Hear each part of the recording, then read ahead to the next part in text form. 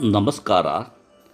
ನುಡಿ ಬೆಳಕು ದಾದಾ ಪೀರ್ ನವಿಲೇಹಾಳ್ರವರ ಪ್ರಜಾವಾಣಿಯ ಅಂಕಣ ಬರಹ ಯಜಮಾನಿಕೆಯ ದರ್ಪ ದುರಂತ.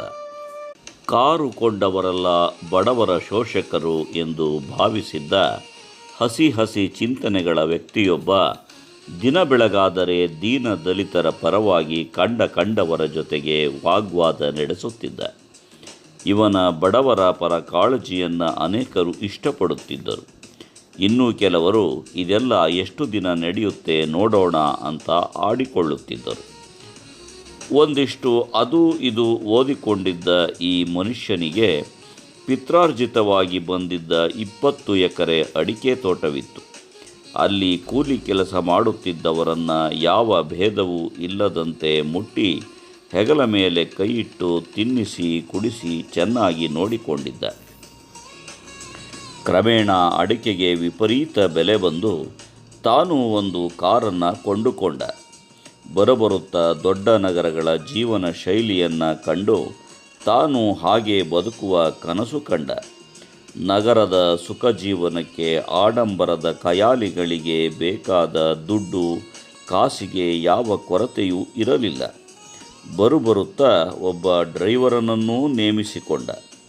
ತಾನು ಉಡುವ ಬಟ್ಟೆ, ತೊಡುವ ಚಪ್ಪಲಿ, ಶೂ, ತಿನ್ನಲು ಬಾದಾಮಿ, ಪಿಸ್ತಾ, ಗೋಡಂಬಿ ಮುಂತಾದವನ್ನೆಲ್ಲ ಮುತುವರ್ಜಿಯಿಂದ ಕಾರಿನಲ್ಲಿ ಇಟ್ಟಿರುವಂತೆ ನಿಗಾವಹಿಸುತ್ತಿದ್ದ. ಮೊದಲೆಲ್ಲ ಹಳ್ಳಿ ಮನೆಯ ನೀರನ್ನೇ ಕುಡಿಯುತ್ತಿದ್ದವನಿಗೆ ನಗರದಲ್ಲಿ ದೊರೆಯುವ ಮಿನರಲ್ ವಾಟರ್ ಬೇಕಾಯಿತು. ಮನೆಗೆ ದೊಡ್ಡವನೆಂದು ಹೆದರುತ್ತಿದ್ದ ತಮ್ಮ ತಂಗಿಯರನ್ನು ಕೆಲಸದವರಂತೆ ಭಾವಿಸಿದ. ಕೂಲಿಯವರನ್ನು ಮೊದಲಿನ ಸಲುಗೆಯಿಂದ ಮಾತನಾಡಿಸದೆ ಅಂತರ ಕಾಯ್ದುಕೊಳ್ಳತೊಡಗಿದ. ಅವರು ತಮ್ಮ ಸಾಹುಕಾರರಲ್ಲಿ ಏನೋ ಬದಲಾವಣೆ ಆಗುತ್ತಿರುವುದನ್ನು ಗಮನಿಸಿ ಕೆಲವರು ಬಿಟ್ಟು ಹೋದರು. ಐಷಾರಾಮದ ಶೋಕಿಯ ಜೀವನ ಶೈಲಿ ಇಷ್ಟವಾದಂತೆ ಅವನನ್ನು ಹೊಗಳುವವರು ಸ್ನೇಹಿತರಾದರು. ಅವರಲ್ಲಿ ಕೆಲವರು ಬಟ್ಟಂಗಿಗಳೇ ಆದರು. ಆಟವಾಡಲು ಸುಂದರವಾದ ಬೆಕ್ಕೊಂದನ್ನು ಕೇಳಿದರೆ ಇವರು ತರುಣಿಯನ್ನು ತಂದು ನಿಲ್ಲಿಸಿದರು. ಅವನಿಗೆ ಒಂದೊಂದೇ ಮದ ಹೆಚ್ಚಾಗಿ ತನ್ನ ಸಿರಿವಂತಿಕೆಯ ಕಾಲಿಗೆ ಬಿದ್ದವರು ಗುಲಾಮರಂತೆ ಕಾಣತೊಡಗಿದ. ಸ್ನೇಹ ಸಲುಗೆಯ ಸತ್ತು ದರ್ಪ ಮತ್ತು ಠೇಂಕಾರದ ದನಿ ಚಿಗುರಿತು.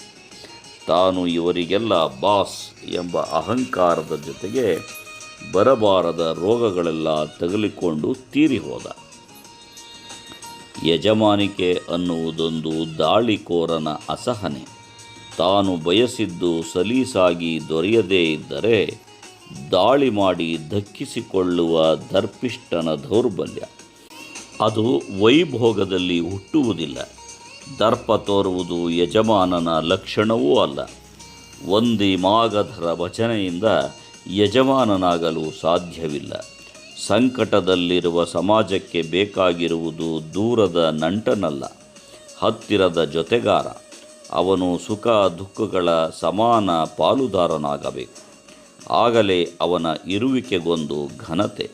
ಅವನು ಯಾವಾಗಲೋ ಬಂದು ಯಾರದೋ ಬೆವರಿನ ಬೆಳೆಯನ್ನು ಒಕ್ಕಲು ಮಾಡಿಕೊಂಡು ಮೆರೆದರೆ ಅದು ಕೇವಲ ಸ್ವಾರ್ಥ. ದಯೆಯಿಲ್ಲದ ಯಜಮಾನಿಕೆ ದುಡಿಯುವವನನ್ನು ದೇವರನ್ನು ದೂರವಿಡುತ್ತಾ ಒಂಟಿಯಾಗುತ್ತದೆ. ಕ್ರೂರ ದಾಳಿಯಿಂದ ಬಂದ ಸಂಪತ್ತನ್ನು ಅನುಭವಿಸಲು ಆಗದಂತಹ ದುರಂತ ಎದುರಾಗುತ್ತದೆ. ಎಲ್ಲರ ಚರಿತ್ರೆ ತೆರೆದುಕೊಂಡು ಯಾವುದು ಸ್ಥಿರವಲ್ಲ ಅನಿಸುತ್ತದೆ. ನಿರಂತರ ಏಳು ಬೀಳುಗಳ ಅಲೆಯಲ್ಲಿ ಮೇಲೆದ್ದವನು ಮುಳುಗುವುದಿಲ್ಲ ಎಂಬ ಭರವಸೆ ಆಧಾರವಿಲ್ಲ. ಹೆಳವನ ಹೆಗಲ ಮೇಲೆ ಕುರುಡ ಕೂತಿದ್ದಾನೆ. ಅಲ್ಪರ ಅರ್ಧರಾತ್ರಿಯಲ್ಲಿ ಯಾರ ದಾರಿ ಹೇಗೆ ಸಾಗುವುದೋ ನೋಡಬೇಕು. ಯಜಮಾನಿಕೆ ಅಳಿದು ಸ್ನೇಹ ಸಲುಗೆ ಸಹನೆಗಳು ಉಳಿಯಬೇಕು. ನಮಸ್ಕಾರ. ಧನ್ಯವಾದಗಳು.